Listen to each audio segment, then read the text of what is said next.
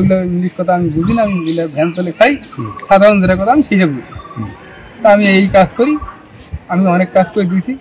ওখানে একটা ফোরমান আছে পরিষদের সামনে, ওরা দেখিয়েছে শুনিয়েছে, পরে দেখিয়েছে শুনিয়েছে, দেখিতে না সে 5 তারিখে জমি তাকে ভাঙা বাড়ি মানে ভাঙা ভাঙি করে দিল, জমি চাইবে আবার এই ইদানিং পাইল।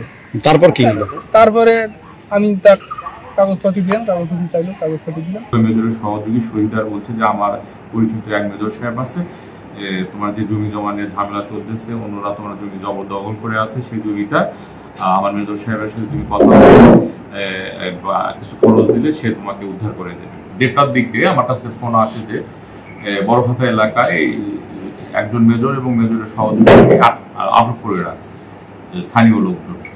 পরবর্তীতে আমি আমার মোবাইল পার্টিকে পাঠাই, আমার মোবাইল পার্টির ইনচার্জ সাব ইন্সপেক্টর বাদশাহকে, তাকে আমি বলি আপনি যান, যে দেখেন যে তাকে এরকম কোনো লোক পাইলে আপনি থানায় নিয়ে আসেন।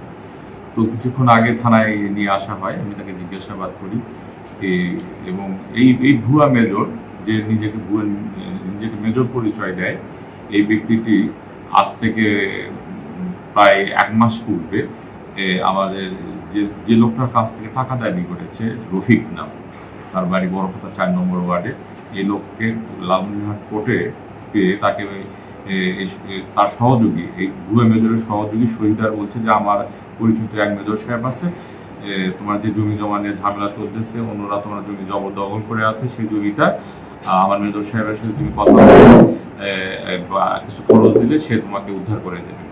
পরবর্তীতে এই মেজরের সহযোগী শহীদুর রহমান রফিকের সাথে কথা বলে এবং কত টাকা নেবে সেই অনুযায়ী চুক্তি করে যে 50,000 টাকা দিতে হবে এবং মেজর সাহেব তার জমি উদ্ধার করে দেবে।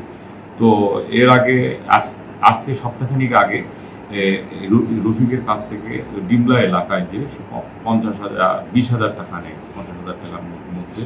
আর আজকে এই মেজর সাহেব তার বাড়িতে আসছিল, এই ভুয়া মেজর সাহেব আজকে তার বাড়িতে আসছে বাকি 30,000 টাকা নেওয়ার জন্য।